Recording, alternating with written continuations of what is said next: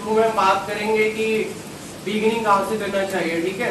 उसके बाद थोड़ा हम प्रीलिम्स की बात करेंगे, मेंस की बात करेंगे और आंसर राइटिंग की बात करेंगे, इंटरव्यू की बात करेंगे और फिर जो भी आपके सवाल रहेंगे मैं कोशिश करूंगा कि मैं उनके अच्छे से जवाब दे पाऊँ।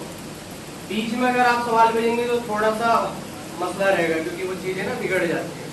तो पहले मैं अपनी बात कह देता हूँ, उसके बाद आपका जो भी सवाल रहेगा मेरी कोशिश रहेगी कितना भी टाइम लगे मैं उसका जवाब दे पाऊँ। मेरा नाम मोइन अहमद है। मैं उत्तर प्रदेश राज्य के मुरादाबाद डिस्ट्रिक्ट के एक छोटे से गांव का रहने वाला हूँ। आप लोगों में बहुत सारे लोगों की तरह मेरी एजुकेशन भी गांव से ही हुई है। मेरा 10th भी गांव से हुआ है और मेरी 69% है। ऐसा नहीं है बहुत अच्छी परसेंटेज होनी चाहिए तो आपका यूपीएससी होगा। 11th में मेरी 61 या कुछ मार्क्स थे और टीचर ने देते हुए कहा था कि तुम इसको डिजर्व भी नहीं करते हो, तो फिर मुझे थोड़ा बुरा भी लगा और फिर मैंने मेहनत की 12th में तो मेरे 84% आए। उसके बाद ग्रेजुएशन भी गांव के पास से ही किया। उस बीच में दिक्कत भी आई जो आप बहुत सारे लोगों ने फेस भी किया होगा। घर में दिक्कत होती है, बहुत सारी प्रॉब्लम्स होती हैं, तो मैंने उस बीच साइबर कैफे भी चलाया था 2 साल। मैं इसलिए नहीं बता रहा हूँ कि मैं आपको ये बताऊँ कि मैं किस तरीके से क्या करके यहाँ पहुँचा हूँ। मेरा बताने का ये मकसद है क्योंकि आप में बहुत सारे लोग उन परिस्थितियों से जूझ रहे होंगे, बहुत चैलेंजेस आपके सामने आएंगे, तो आपके अंदर वो हौसला होना चाहिए कि उन चैलेंजेस से लड़कर अगर मैंने कर लिया तो आप में से हर कोई कर सकता है। ग्रेजुएशन में मेरी 64% के आसपास रही है। 2018 में मेरा ग्रेजुएशन हुआ था, जुलाई एंडिंग में। उसके बाद से मैं थोड़ा जो भी मेरा प्लान था दिल्ली आने का वो बनाया और 2019 की स्टार्टिंग में मैं ये जर्नी स्टार्ट किया। और कैसे मैं स्टार्ट किया ये आपको बताऊंगा। उससे पहले मैं अपने मार्क्स बता दूं जो भी मतलब मेरे मेंस में आए तो आपको थोड़ा अंदाजा हो जाएगा, ठीक है।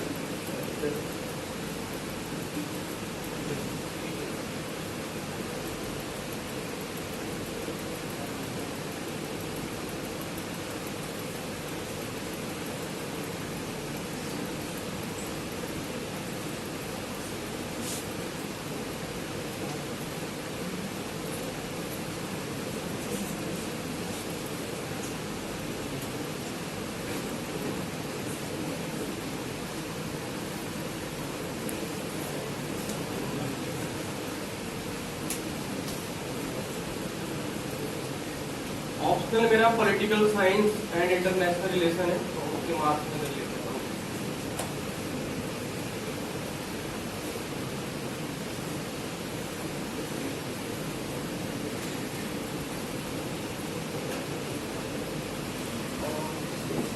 ये पर्सनैलिटी टेस्ट है, ठीक है, इंटरव्यू के मार्क्स में।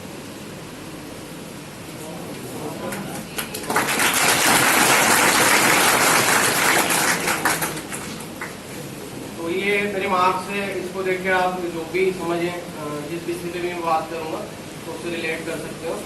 और उससे पहले एक बात की मैं जो भी बताऊंगा वो अंतिम सत्य नहीं है कि हाँ भाई जो मैंने किया वही चीज़ आपके लिए करनी है।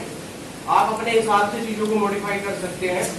मेरा एक एक्सपीरियंस रहा है वो मैं आपसे शेयर करूँगा और अगर आपको जो भी फायदा वहाँ से लगता है तो आप चीज़ें उस हिसाब से कर सकते हैं। तो सबसे पहले हम बात करेंगे कि स्टार्टिंग कहाँ से करनी चाहिए। तो जो मेरा एक्सपीरियंस रहा है कि हिंदी मीडियम और इंग्लिश मीडियम में जो मेजर अंतर है वो यही है कि हिंदी मीडियम में वही पढ़ता है जिसकी इकोनॉमिक कंडीशन उतनी अच्छी नहीं होती। बहुत रेयर केस में 5 से 10% लोग होते होंगे जो हिंदी मीडियम स्कूल से पढ़ते होंगे, चाहे यूपी हो, एमपी हो, राजस्थान हो या जितने भी हिंदी भाषी स्टेट है। तो होता क्या है कि हमारी स्कूलिंग उतनी अच्छी नहीं होती है जितनी सीबीएसई के स्कूलों की होती है। तो ये चीज़ हमको एक्सेप्ट करना चाहिए कि हमारी स्कूलिंग उतनी अच्छी नहीं है, क्योंकि बहुत सारी जगहों पे मैंने देखा बहुत सारे टॉपर या सिलेक्टेड लोग बोलते हैं कि एनसीईआरटी नहीं पढ़ना चाहिए। तो एनसीईआरटी हो सकता है उन लोगों को नहीं पढ़ना चाहिए जो बहुत अच्छी स्कूलिंग करके आए हैं, जिन्होंने 6 से लेकर 12 तक बहुत अच्छे से पढ़ाई की है, उनके फादर या मदर अच्छी तरीके से उनको गाइड कर रहे थे सिविल सर्विसेज के लिए। लेकिन हम लोगों के साथ ऐसा नहीं होता है। हम गाँव से होते हैं, हमको पता भी नहीं होता है 10-12 तक कि हमको करना क्या होता है। तो हम जो भी पद पढ़ रहे होते हैं पास करने के लिए याद किया, लिखा और यहाँ तक आ गए। और इसके बाद अगर आप एनसीईआरटी वाले पार्ट को मिस करेंगे तो बहुत मुश्किल होने वाली है जब आप प्रीलिम्स से मेंस की तैयारी करेंगे, क्योंकि आपको कुछ भी चीज़ इतनी आसानी से समझ आने वाली नहीं है। तो एनसीईआरटी आपको पढ़ना ही है, जो मेरी समझ है 6th से लेकर 12th तक आप पढ़िएगा और बहुत अच्छी तरीके से उसको पढ़िएगा। आप उस लेवल पे होते हैं जब आप तैयारी स्टार्ट करते हैं कि मैच्योर होते हैं। जो क्लास 6 का बच्चा पढ़ेगा तो बहुत कम उम्र में पढ़ेगा, लेकिन वही चीज़ जब आप पढ़ेंगे तो 1 या 2 दिन में उस किताब को पढ़ सकते हैं। पढ़ने का एक तरीका होता है, ठीक है। एनसीईआरटी भी जब आप एक चैप्टर पढ़ें तो उसके बाद अपने नोट्स बना लें खुद के, या हो सकता है आप अंडरलाइन कर लें। तो उसके बाद क्या है ना कि आजकल गूगल करिएगा तो कुछ वेबसाइट्स हैं जहाँ पे चैप्टर वाइज एमसीक्यू मिल जाते हैं। किसी भी रेपुटेटेड मतलब वेबसाइट को फॉलो कीजिएगा, ऐसा नहीं कि कुछ भी फॉलो कर रहे हैं, पता चला कोई एसएससी की वेबसाइट फॉलो कर रहा है। तो एक बार देख लीजिएगा कि जो भी आप वेबसाइट फॉलो करेंगे तो उसका सिविल सर्विसेज एग्जाम से कितना लेना देना है। तो उससे ये चेक करने में मदद मिलेगी कि जो आपने नोट्स बनाए हैं ना, ये जो चीज़ आपने अंडरलाइन की है तो वो रिलेवेंट है कि नहीं।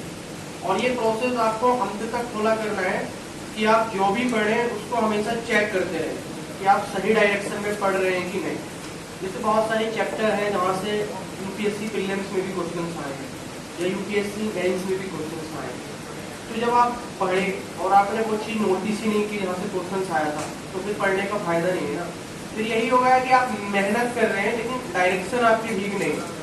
तो एनसीईआरटी पढ़ते हुए इस चीज़ का हमेशा ध्यान रखें कि जो भी आप नोट्स बना रहे हैं या जो भी चीज़ आप अंडरलाइन कर रहे हैं तो उसको चेक करने के लिए किसी वेबसाइट या कुछ बुक्स ऐसी हो जहाँ से यूपीएससी के प्रीवियस ईयर क्वेश्चन उसके अंदर मिक्स हो और जो इम्पोर्टेंट फैक्ट हो वो उसके अंदर होना चाहिए। कोशिश करिएगा कि जैसे ज्योग्राफी है या पॉलिटी है तो इनकी 6 से लेके 12th तक एनसीईआरटी पढ़ें। स्टार्टिंग में आप 6 से कर सकते हैं, लेकिन जैसे धीरे धीरे आप स्टार्ट करेंगे तो 6 से 8 तक छोड़ सकते हैं। 9th से 12th तक आप हमेशा पढ़ें, चाहे आप किसी भी स्टेज पे हो। मतलब मैं पिछले साल भी अगर प्रीलिम्स दिया हूँ 2022 का तो मैंने पढ़ी 9th 10th 11th 12th, क्योंकि अभी भी कुछ एनसीईआरटी इतनी हार्ड है कि कुछ कंसेप्ट अभी भी मिसिंग है। जैसे कि ज्योग्राफी की 11th की एनसीईआरटी है, इकोनॉमी की 12th की एनसीईआरटी है, वो आज भी बहुत मुश्किल है। जो रियलिटी है, सिलेक्शन होने का मतलब ये नहीं होता है कि आपको हर चीज़ आती है, ठीक है, लेकिन हाँ उतना आता है जितना यूपीएससी की डिमांड है। तो वो चीज़ आप हमेशा ध्यान में रखिए, जितनी बार हो सकता है उतनी बार पढ़िए। हो सकता है कोई चीज़ 10 बार भी पढ़नी पड़े, कोई चीज़ 20 बार भी पढ़नी पड़े। तो उस लेवल पे जाके चीज़ें तैयार करिएगा कि अगर एनसीईआरटी से क्वेश्चन आए तो वो आपका गलत नहीं हो और एक मजबूत पकड़ आपकी वहाँ होनी चाहिए। उसके बाद कुछ लोग कोचिंग करते हैं और कुछ लोग खुद से तैयारी करते हैं। तो मेरा ये मानना है कि अगर आप कोचिंग कर रहे हैं तो जो कोचिंग के क्लास नोट्स होते हैं और जो प्रिंटेड मटेरियल्स होता है वो बराबर होता है किसी स्टैंडर्ड बुक। ऐसा नहीं कि कोचिंग के नोट्स भी आप पढ़ रहे हैं, फिर प्रिंटेड नोट्स भी आप पढ़ रहे हैं, फिर 2-3 किताबें भी आप पढ़ रहे हैं। तो पढ़ना तो आसान है लेकिन याद रखना बहुत मुश्किल है। तो उस चीज़ का ध्यान रखें कि लिमिटेड पढ़े।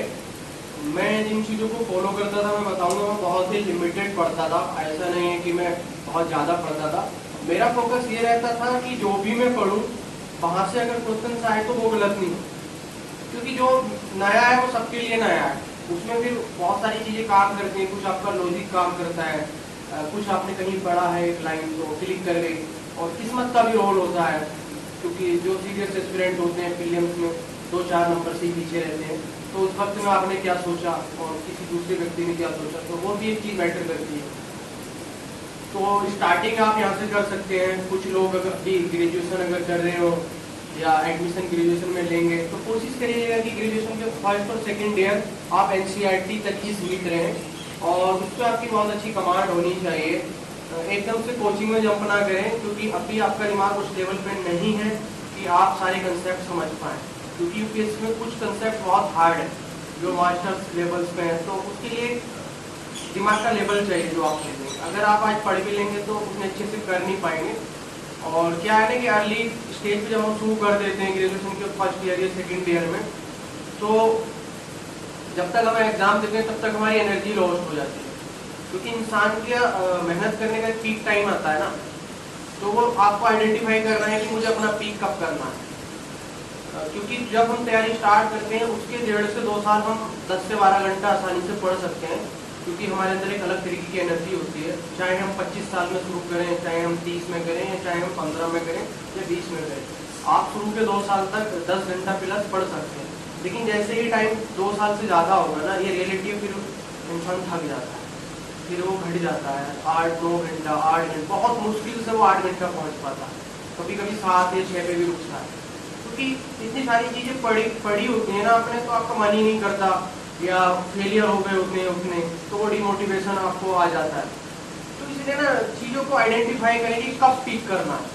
जो बंदा ग्रेजुएशन करके आगे तैयारी करेगा और ऑलरेडी पहले से उसे अच्छी गाइडेंस मिल रही है ना, तो वो बहुत अच्छा कर लेगा एग्जाम, क्योंकि उसका जो पीक करने का टाइम है ना बहुत अच्छा है। लेकिन जो 12वीं के बाद ही पढ़ना स्टार्ट कर देगा ना, तो तब तक वो पीक करने का टाइम आएगा, तब तक वो 4 साल पढ़ चुका होगा। तो 4 साल के बाद तो फिर एनर्जी खत्म हो गई होगी। वही मतलब जब हम नए आते हैं ग्रेजुएशन करके, उस केस में होता है, हमको गाइडेंस नहीं होती, हमको डायरेक्शन नहीं होती। शुरू के 2 साल हम क्या पढ़ लेते हैं हमें खुद नहीं पता होता। फिर जब अच्छा टाइम आता है, चीज़ें समझ में आती हैं, उस टाइम तक एनर्जी खत्म हो गई होती है। तो गाइडेंस का बड़ा रोल है कि सही टाइम पे कैसे हम पिक करें। तो उस चीज़ का ध्यान रखिएगा। आपको किसी अच्छे गाइडर की जरूरत पड़े तो उसकी मदद लीजिएगा। तो ये बिगिनिंग कैसे करनी है, इसमें इसका जो सवाल होगा हम बात को ले लेंगे। जो मेरी समझ थी तो वो मैंने आपको बता दी। अब हम प्रीलिम्स की बात कर लेते हैं। प्रीलिम्स के लिए किस तरीके से अप्रोच रखनी चाहिए, तो मैं रखता हूँ।